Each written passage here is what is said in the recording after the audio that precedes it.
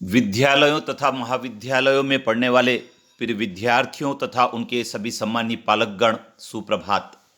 विद्यार्थियों, जीवन में कई सारी परीक्षाएं देना होती है और उन सब परीक्षाओं को पास करने के लिए विभिन्न बातों को ध्यान में रखना होता है। जीवन की हर परीक्षा आसान होती है यदि उसको ठीक ढंग से समझ कर दिया जाए। हम बात कर रहे हैं हमारे विद्यालय और महाविद्यालय की परीक्षाओं की। विद्यार्थियों, परीक्षा देना भी एक कला है और इस कला को सीखने के लिए कुछ बातों को ध्यान में रखना पड़ता है तो परीक्षा अच्छे नंबर से उत्तीर्ण हो सकते हैं। आइए जान लेते हैं क्या है कला के आयाम।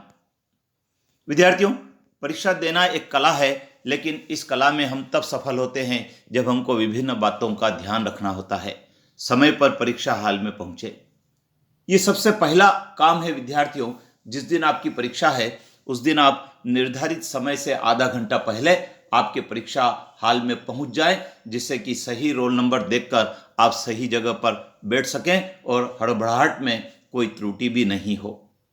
अपने पास प्रवेश पत्र और अच्छा चलने वाला बॉल पेन रखें। विद्यार्थियों, जब आप घर से निकलें तब आपके पास आपका प्रवेश पत्र होना चाहिए और साथ में अच्छा चलने वाला बॉल पेन रखें, जिससे कि परीक्षा को देने में आपको सुविधा रहे। उत्तर पुस्तिका पर रोल नंबर तथा विषय की सही प्रविष्टि करें। बहुत महत्वपूर्ण है विद्यार्थियों, यदि आपने परीक्षा में उत्तर पुस्तिका पर सही रोल नंबर नहीं लिखा, सही विषय नहीं लिखा, तो ऐसी दशा में आपका परीक्षा परिणाम प्रभावित हो जाएगा। अतः ध्यानपूर्वक रोल नंबर की प्रविष्टि करें और विषय सही लिखें। प्रश्न पत्र को ध्यानपूर्वक पढ़ें। जब आपको प्रश्न पत्र मिल जाता है तब आपका सबसे पहला काम है प्रश्न पत्र के जो निर्देश है उनको ध्यानपूर्वक पढ़ें और पूरे प्रश्न पत्र को देखें कि उसमें कौन कौन से प्रश्न पूछे गए हैं, जिससे कि आपको उत्तर लिखने में आसानी हो। उत्तर पुस्तिका में प्रश्न का क्रमांक सही लिखें। विद्यार्थियों, जो प्रश्न आपके प्रश्न पत्र में पूछा गया है और जिसको आप उत्तर पुस्तिका में हल कर रहे हैं, उस प्रश्न का सही क्रमांक आपको उत्तर पुस्तिका पर लिखना चाहिए, जिससे कि मूल्यांकन करते समय इस बात का सुनिश्चित हो सके कि आपने किस प्रश्न का उत्तर लिखा है। कई सारे विद्यार्थी उत्तर पुस्तिका में प्रश्न का क्रमांक ही गलत डाल देते हैं, जिससे उन्हें नंबर नहीं मिल पाते हैं। प्रश्नों के उत्तर लिखते समय शब्द सीमा का ध्यान रखें। विद्यार्थियों, आपका जो प्रश्न पत्र होता है वह उसमें लघु उत्तरीय, अति लघु उत्तरीय, दीर्घ उत्तरीय, अति दीर्घ उत्तरीय प्रश्नों का समावेश होता है और सब प्रकार के प्रश्नों को लिखने की एक शब्द सीमा होती है। आप उस शब्द सीमा को ध्यान में रखकर यदि आपका प्रश्न पत्र हल करेंगे तो निर्धारित समय में आप अपने पूरे प्रश्न पत्र को हल कर पाएंगे, अन्यथा आपका समय भी कम पड़ सकता है। शुद्ध तथा त्रुटि रहित लिखें। बहुत महत्वपूर्ण है विद्यार्थियों, जो आप लिखने जा रहे हैं वो शुद्ध होना चाहिए, काटपीट नहीं होना चाहिए और राइटिंग नहीं होना चाहिए और बिना त्रुटि का होना चाहिए, अर्थात उसमें मात्राओं की शुद्धता का विशेष रूप से आपको ध्यान रखना है। अंग्रेजी का यदि आप पेपर दे रहे तो स्पेलिंग की त्रुटि उसमें न रहें। एक उत्तर समाप्त हो जाने पर विभाजन लाइन खींचे। बहुत महत्वपूर्ण है विद्यार्थियों, जब आप एक प्रश्न का उत्तर लिख देते हैं तो आपको एक विभाजन लाइन अर्थात डिवाइडर लाइन खींच देना चाहिए, जिससे कि अगला उत्तर जब आप लिख रहे हैं तो मूल्यांकनकर्ता को उसकी पहचान करने में कोई कठिनाई न हो। वस्तुनिष्ठ प्रश्नों के केवल उत्तर लिखें।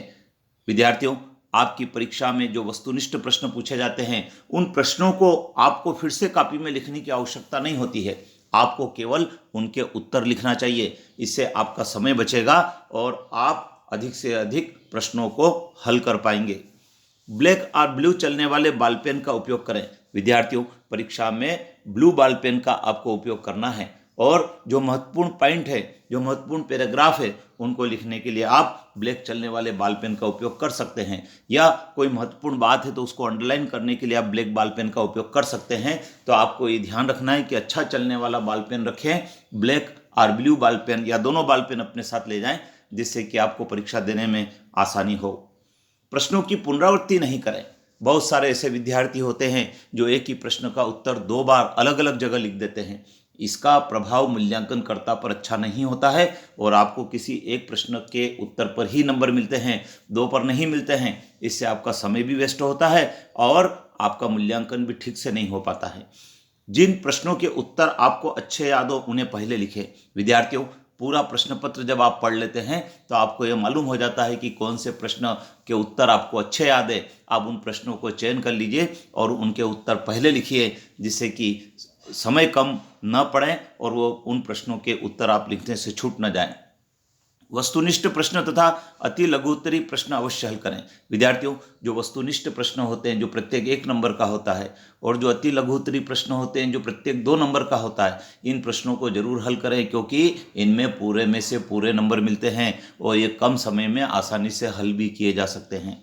समय का सदुपयोग करें तथा नकल से दूर रहें, बहुत महत्वपूर्ण है। विद्यार्थियों, कई सारे ऐसे विद्यार्थी होते हैं जो प्रश्न पत्र मिलने पर इधर उधर देखते हैं, नकल करने की कोशिश करते हैं, मित्रों की कॉपी से लिखने का प्रयास करते हैं।